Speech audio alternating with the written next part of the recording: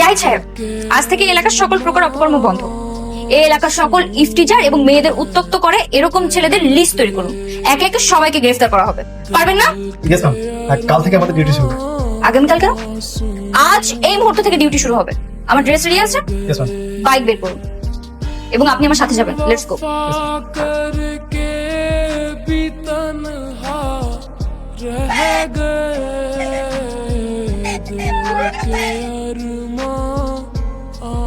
Madam আমি?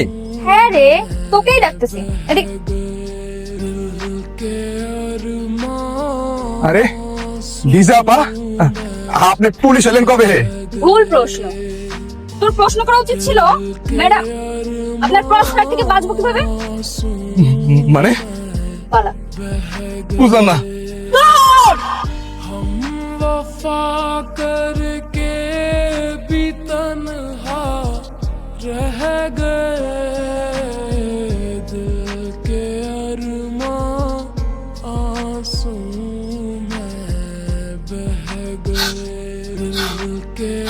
কিরে, তুই তো হাঁপাচ্ছিস কেন?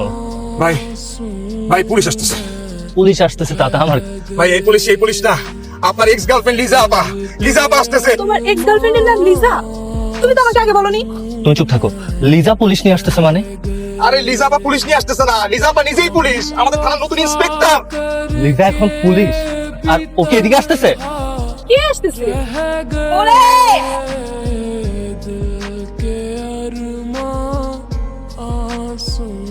তুমি?